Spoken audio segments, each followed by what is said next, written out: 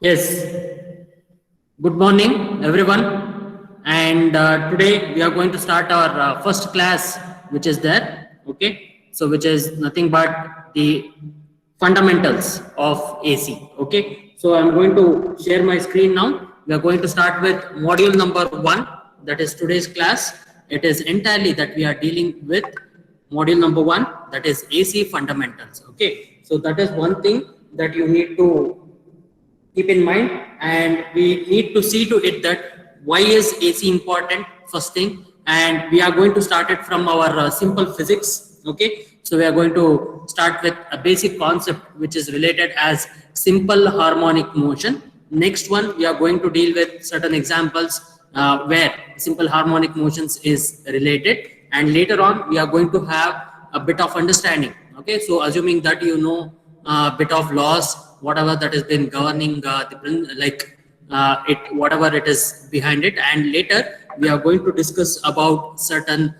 generation, how AC voltage is generated from a set of magnets. Okay, so we have a set of magnets that has been there, and there is a magnetic field that has been developed, and we are going to have one simple conductor that is being placed, and how a relative motion between both of them will be able to generate the induced EMF across these conductors, right? So we are going to measure it, and we are going to have the instrument that is being used to find out what is the voltage or what is the induced current. So we generally call this current and the voltage to be induced current and also the induced EMF there. Okay, so with this note, I would be able to start today's session. Yes, Pranav, Kaushik, do you have a doubt?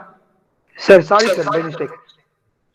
Okay, so we have a feature in this Google Meet, okay, where you can raise your hand and you can unmute yourself, and you can have our discussion whenever we require, and we can have certain like conversations which are related to academic perspectives. Okay, so I'll be sharing my slide right now. I hope it is visible to you. Yes. Okay, so now this is where I'm going to deal with module number 1B. Okay, so module 1B, where I'll be entirely dealing with AC fundamentals. Okay, so when I talk about this module precise, AC, which is alternating in nature, and the fundamental aspects where we'll be generally coming across the generation of sinusoidal voltage, the first thing where I'll be discussing in detail. And we all know that we have the average value and the RMS value of a sinusoidally varying alternating quantity.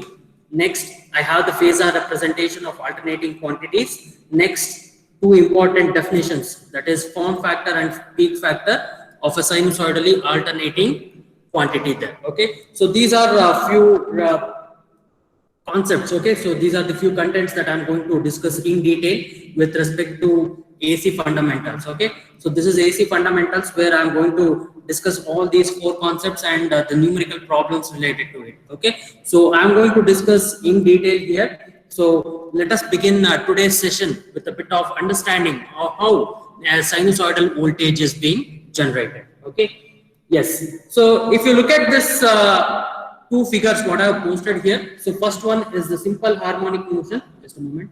Yeah, yes, first one is the simple harmonic motion, and the second one is the spring, mass, and the damper system there. Okay, so we generally call this to be a certain mechanical system, simple mechanical system, which is there on the right hand side, and this one is its representation there. Okay, so you would have studied the basics of simple harmonic motion, where the object or a particle is at rest there, right? So now you keep on rotating that particle in a circle. Okay, so you have the variation of the particle with respect to the time there. Okay, so one we call it to be the space domain. Let me not go in detail to it.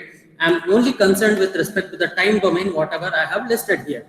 Okay, so first thing, you are going to have this x-axis as time, and the y-axis is generally the, like, somewhat you will be having the motion of a particle along the like x-axis, and you will be having its amplitude or the displacement that is being present there. So I can represent it over the angular variation, whatever that is there. I have this circle with the radius r. Okay, so I have this angle that is being represented as theta there. So this is nothing but the displacement, how the particle is being able to rotate from the equilibrium position to any such position there. Okay, so as it keeps on rotating, you will be having different values of this displacement that is being present there. Okay, so we all know this well-known equation, S is equal to r theta, where S is generally the arc that is being traced. So here I am going to represent it by the displacement that is being present there, and theta is the angle traced, and r is nothing but the radius of the circle. So what I wanted to mean here is, so this amplitude variation, whatever that is shown in the figure, so it represents the instantaneous change in the displacement there. So how I can relate it to the general sinusoidal voltage is, so I can have this instantaneous value of the voltage that is being generated with respect to time. Okay, so that is one thing that you need to remember carefully. So you have this angle that is from 0, pi and 2 pi. Okay, so in terms of degrees, it is 0, 180 and 360 degree, and you have the total time period that is nothing but the wavelength here. So whatever that is representing here, so you have the wavelength. Okay, so you have the wavelength, and it is inversely proportional to the frequency there, right? So that is one thing that you need to remember. And how I can relate it with respect to a simple spring. Okay, so this one is the spring here, so I can represent it by K, which is constant here. So I can represent this damper system by M there. Okay, so I'll be having a post or something like that. So I'll be having a bar. Okay, so I can hold it and I'll lay out the spring, and this is the mass that is being present there. Okay, so I have this equilibrium position. So you hold a mass, and once you can extend it, okay, and once you can decrease it, right?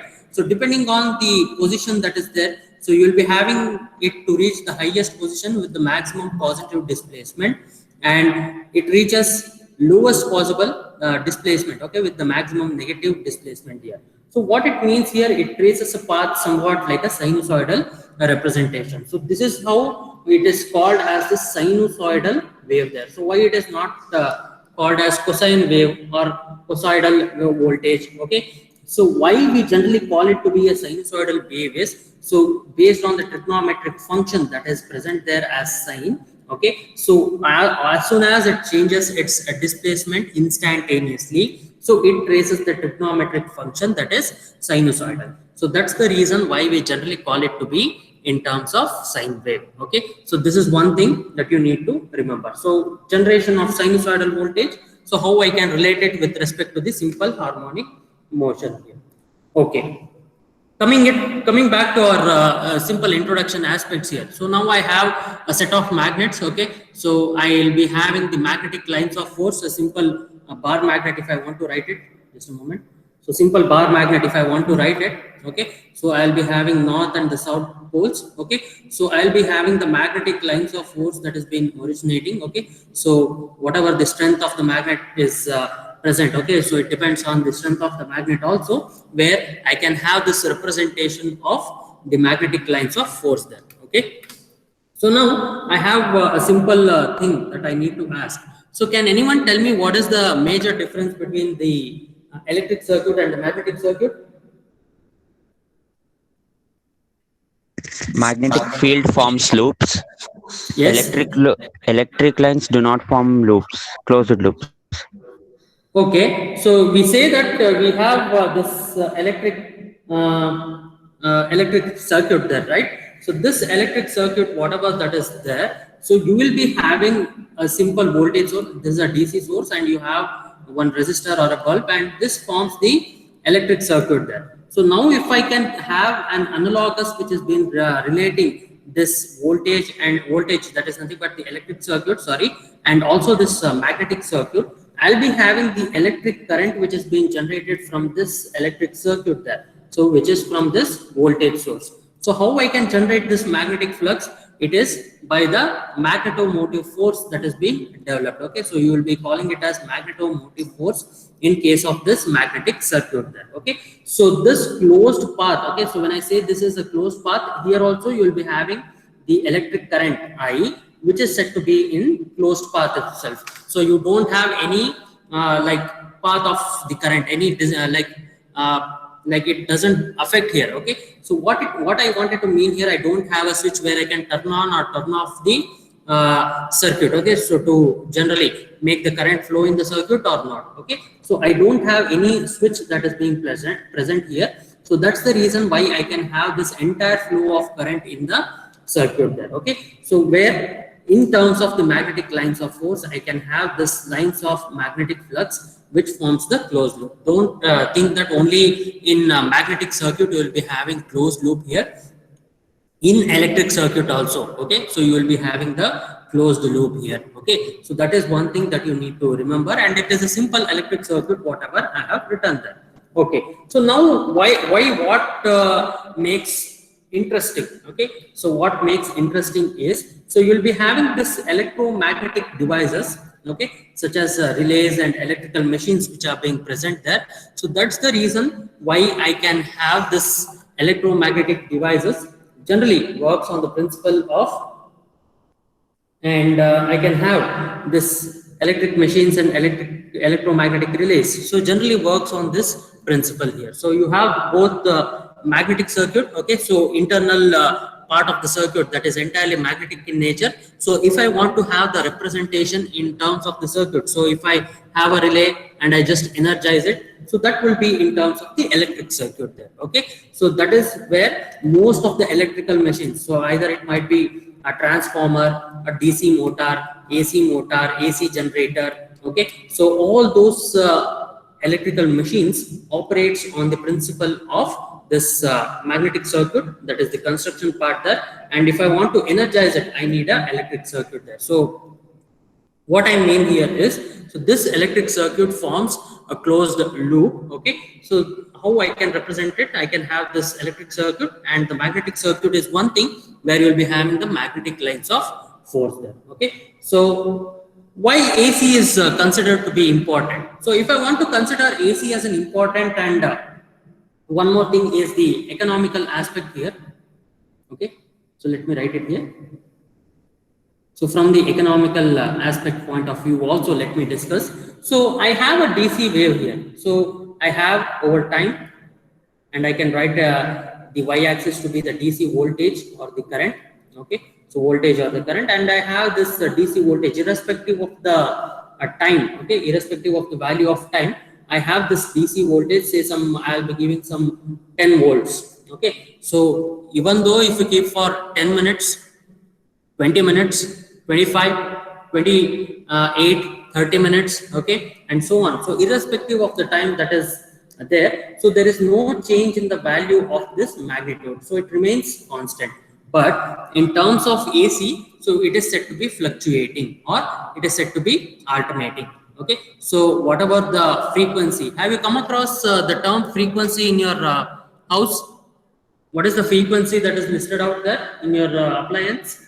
50 hertz. 50 hertz. Exactly. So 50 hertz. So as we all know that the time period of one complete cycle is 1 divided by f. We all know this, right? We all know this simple formula. T is equal to 1 by f. Okay. So what it is? 1 divided by 50, isn't it?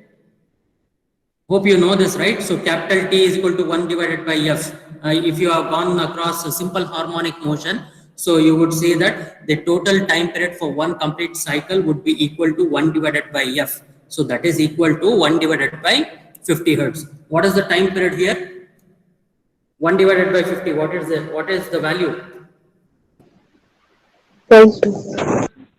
Yeah, you can use your calculators. You can take out your calculator. 0.02. Okay then. So can I write it as 20 milliseconds? Can I? 20 into 10 power minus 3 is nothing Yes, but sir. yes. So I can write it as 20 milliseconds here. Okay. So look at this value of 20 milliseconds. It is quite less than a second there. Okay. So that's the reason why you will be having many such repetitions. Okay. So for one complete second. Okay. So for 1 second, you will be having a time. Okay. So that is for one complete cycle, you have 20 milliseconds. You have 50 such cycles there to have 1 second. Okay. So just what I'm speaking right now, I just stop it here.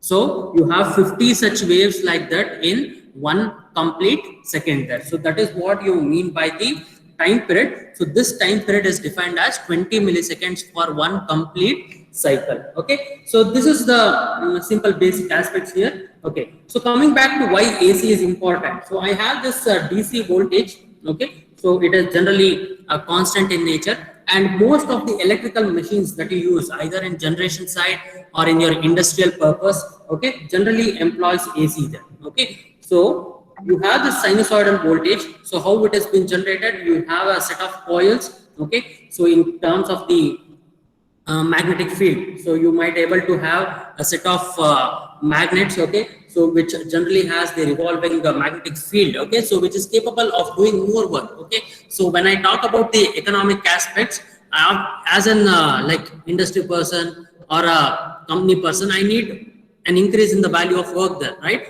So with having a better machines, and it requires better supply. Okay, so that's the reason why I'll be going for AC supply here. Okay, so AC supply, you will be having a better like machines which will be using it, and we can have all these work being done quite quickly then. Okay, so now when I talk about this sinusoidal voltage or current, okay, so once it has been applied to this linear passive elements. Okay, so I have a question here. So I have a word called as linear passive element. So let me split it.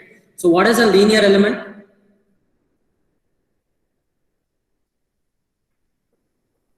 Yes, what is a linear element?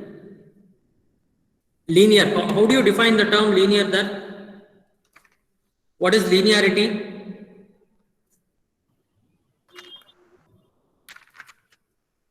Yes, what is linearity?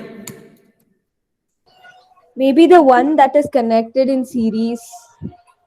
No, like linear. I'm talking about Doesn't the term change. linear. Linear. Something which doesn't change.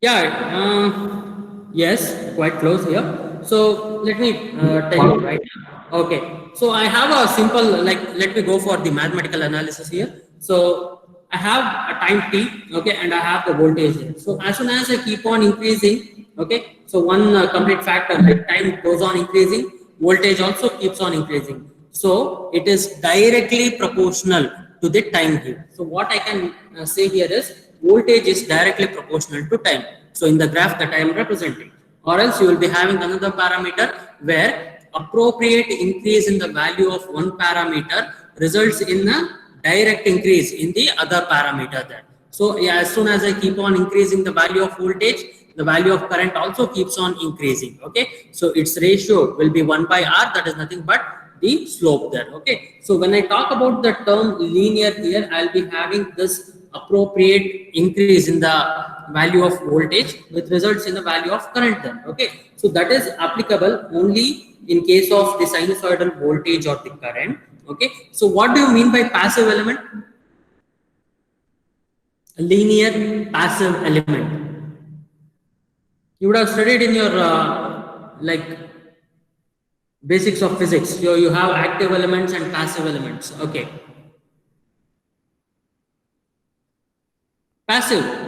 What do you generally mean by passive? English word. Inactive. Okay, passive is inactive. Fine. Okay. So active is, yeah, it's just an opposite that you have told right now. So in terms of electrical parameters here, so when I say it is a passive element, okay. So It doesn't show resistance. yeah. So you will be having the energy that is to be absorbing. Okay. So energy, it is not like somewhat.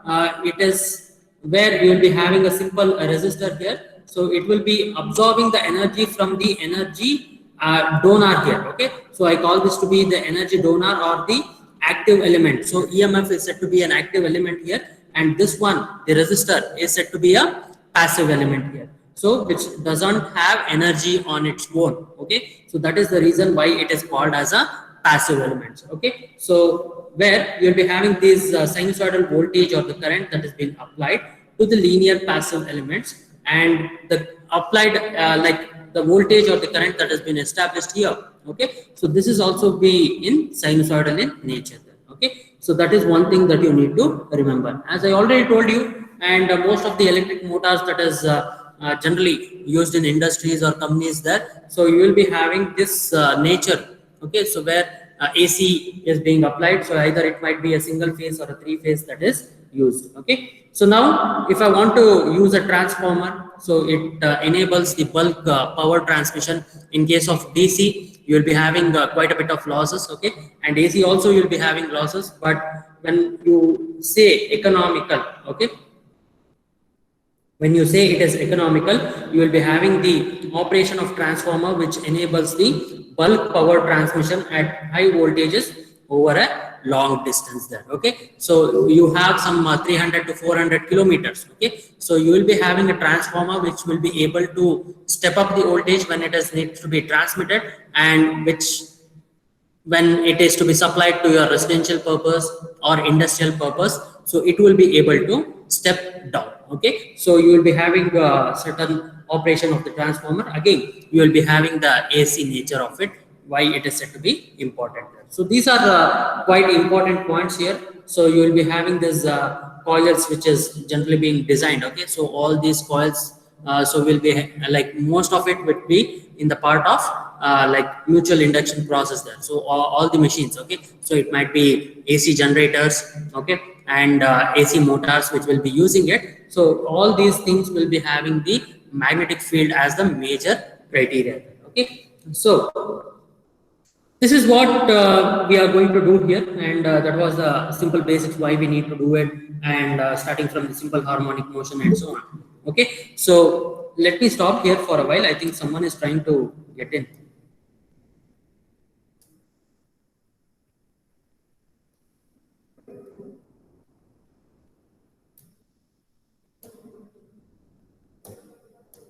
Okay, so this is where the equation of the generated EMF looks like, okay. So let me put it under slideshow mode. Are you able to see this? Can anyone confirm? Yes, sir. Yes, sir. Okay, then. Okay. So yes, so you have a circle there. What you are going to see here is the circle. Sir. Which will be, yeah. So you stopped sharing the screen. Yeah, that's the reason. Are you able to see? No, sir. No, sir. Okay, 1 minute, 1 minute, 1 minute.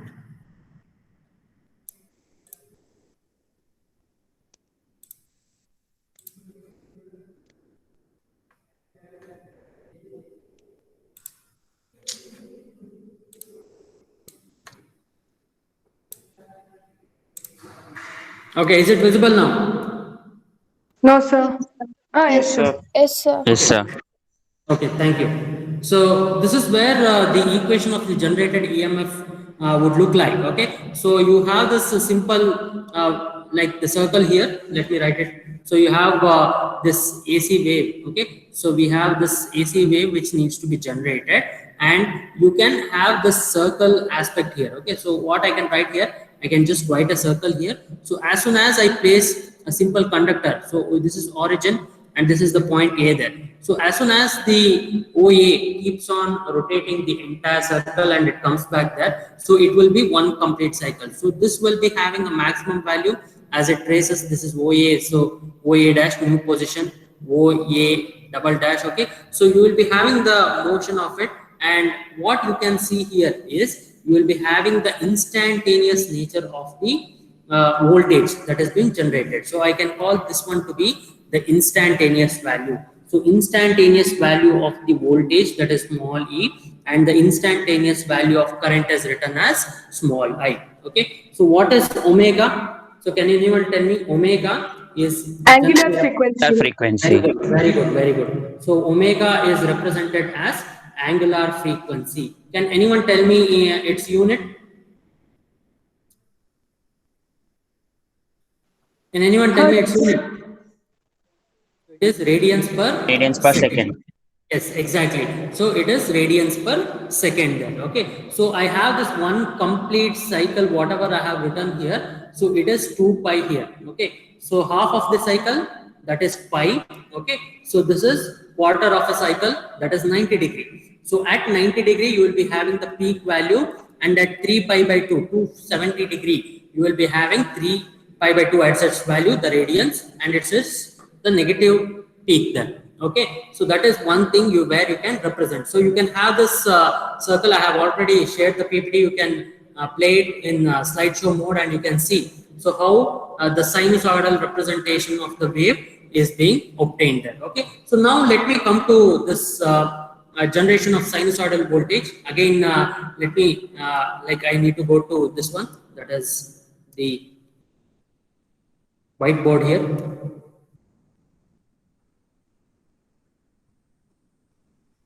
Okay, one minute.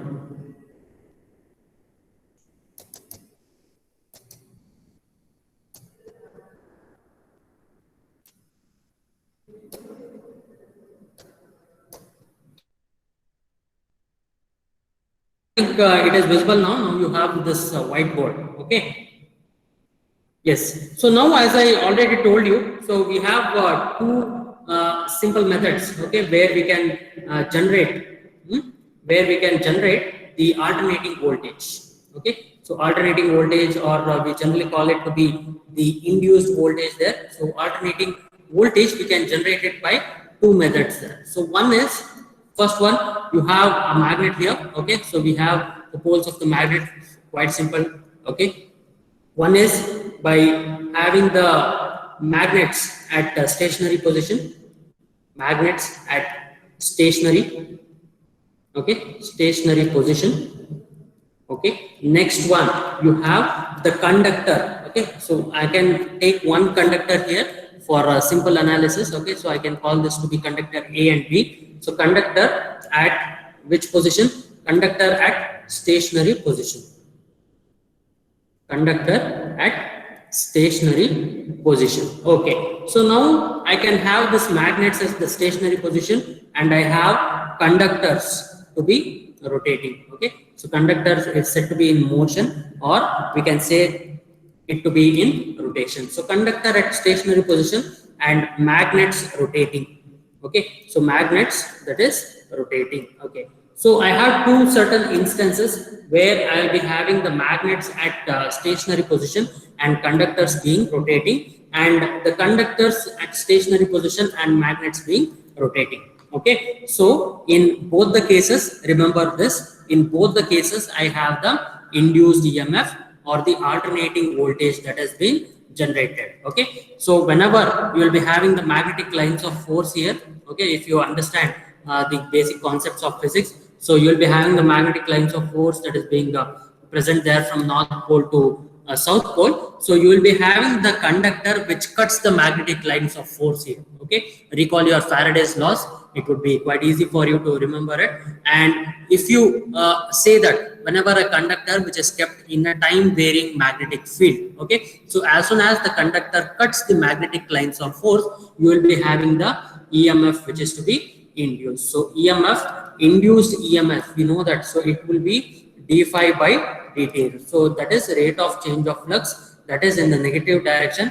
So this N, which represents the number of turns or the number of conductors that is being placed. Okay, so that winding, that whatever that you want to the conductor. Okay, so that is where the number of turns is being represented as capital N here. Okay, so this is how the induced EMF is generated. Okay, so I can go for the simple derivation how we can generate it. Okay, so keep that in mind. So where you will be having one thing, that is the conductor which is rotating and the magnetic field is kept constant. Okay, and next one you will be having the vice versa concept of it.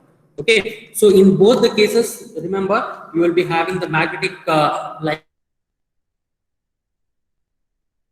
generated. Okay, so one thing that you need to remember here, so you can have this north pole and this one to be the south pole here. So you will be having a conductor which is being placed, and this will be the magnetic lines of force that is being generated. Okay, so this is from north pole to south pole, whatever that is there. And let me tell you one thing. So if a flux is to be generated, okay, if a flux is to be generated, so as soon as you rotate it, so this would be like AB. So this is a length of the conductor, and this is nothing but the magnetic lines of force which will be having the magnetic field strength. Okay, so and you can rotate it. Okay, so you can have the rotation of this conductor. Okay, so with respect to angle theta there, right? So now you have this rotation, magnetic lines of force with magnetic field strength, okay, and the length of the conductor. Okay, so all the three factors would be able to determine the induced EMF. Okay, so if I want to have more EMFs, okay, so what do I need to do? I need to have a better magnet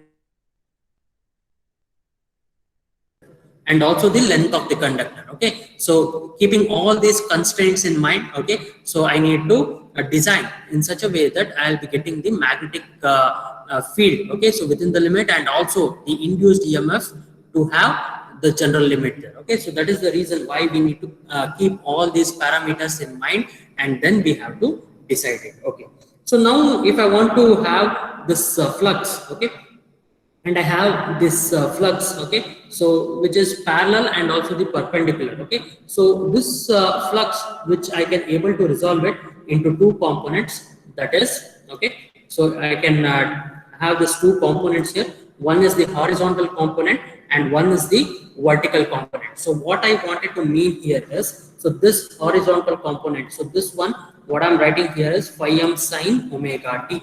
Okay, so in other like if you have referred like other textbooks, so you will be having the direction like this. Okay, so you will be having the direction like this, and later they will be able to resolve it into components, and then they will be able to write it. So that will be the vice versa of it. Okay, so with respect to the diagram, whatever I have written here, so I can call this to be the horizontal component, that is phi m sine omega t, and this one, which is phi m cos omega t. Okay, so this is parallel to the lines of force. Okay, this is parallel to the lines of force, and this one is said to be perpendicular. Okay, so this one is said to be perpendicular to the lines of force, So if you have any doubt, we can just discuss here. So you can unmute yourself and you can let me know. So this is the the hypotenuse, so whatever that is there, so that is the resultant flux, which is said to be the maximum value of the flux there. So this is a simple arrangement where I can show you the generated EMF is dependent on the two simple components, that is phi m sine omega t and phi m cos omega t there. Okay, so that is where you can keep in mind, and it needs to be rotated at an angle theta there. Okay, so you know that according to the Faraday's law, E would be equal to minus n d by dt of d phi. Okay, so simple Faraday's second law, where the induced EMF is dependent upon the rate of change of flux and also the number of turns in the coil there. All right, so now you have this component, which is nothing but phi m cos omega t. So because the cosine component needs to be taken into consideration, okay, so I have E.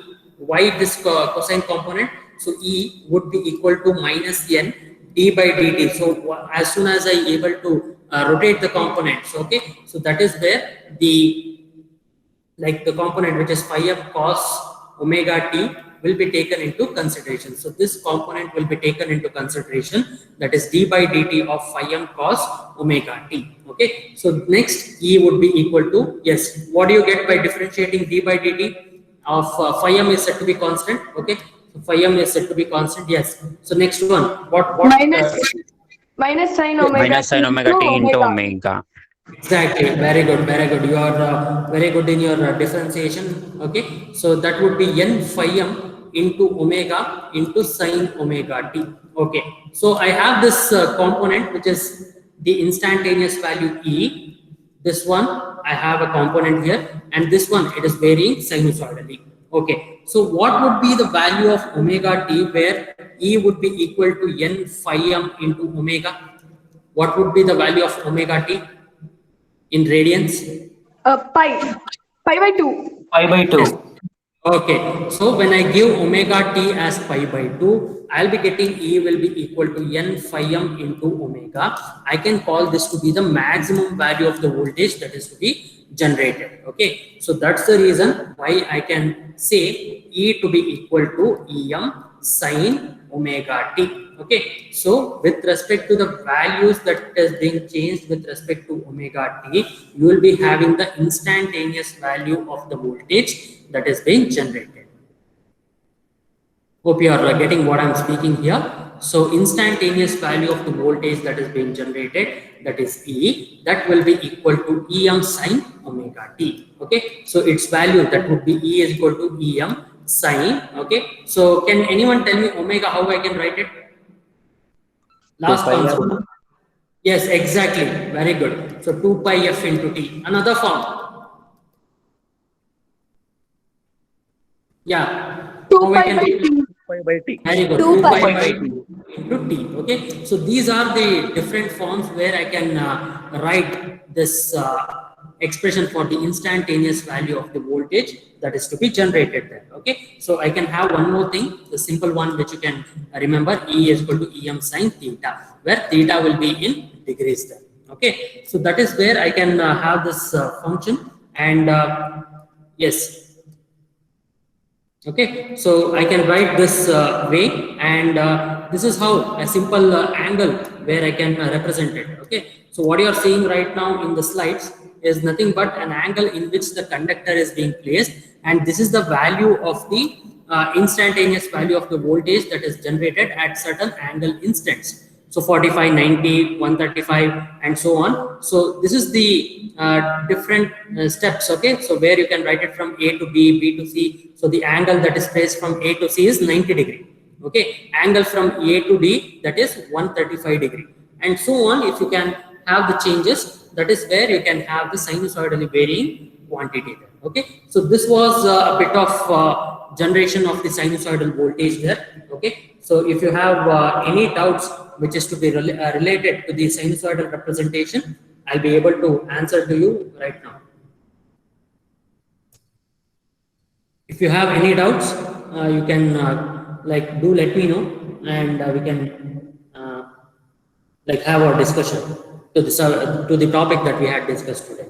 Okay, so now yes, so why it is generally called as sine is the term where you will be starting it from origin. Okay, we all start from origin, so that's the reason why it is sinusoidally varying. But if you have the cosine function, okay, so we all know that sine function and cosine function, co-angles which are already being present there, so you can replace it with pi by 2. Okay, so just a shift what you do that. So that is the reason why I can generally go for the sinusoidal voltage there. So it is the general standard mathematical representation what I have here, and that's the reason why I call it to be the sinusoidal voltage here.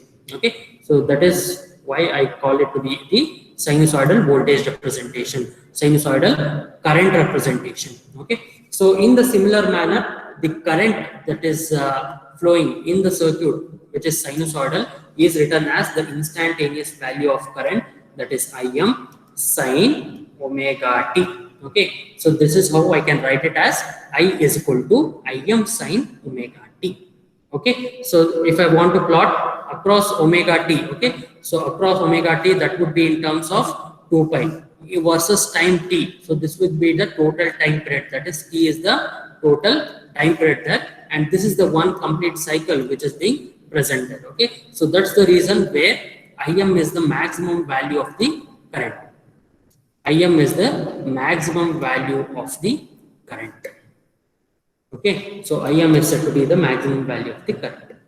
Okay, so I think you would have studied the concept of AC generator, where you will be having this rectangular coil which is placed across a set of magnets which is being present there, and you will be able to rotate it with mechanical nature. So, and that voltage or the current that has been will cause a deflection, like the current will cause a deflection in the galvanometer, so which will be able to have this pointer which will be able to rotate from 0 to negative side, this one to the other side, so on. So you'll be having that same concept which is being related with respect to the generation of sinusoidal voltage. Okay, so these are quite simple topics here. So what I want you to know here is, so how we are able to generate this AC voltage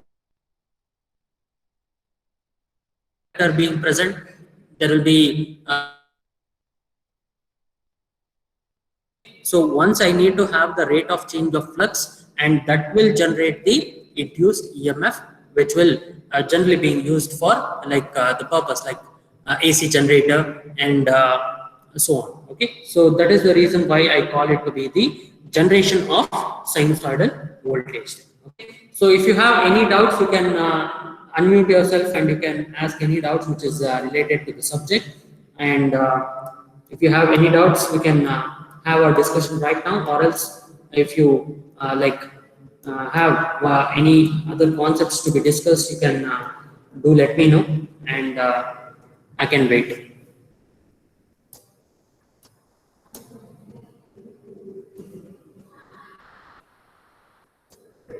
Yes, Nikita, go ahead. Yes, Nikita.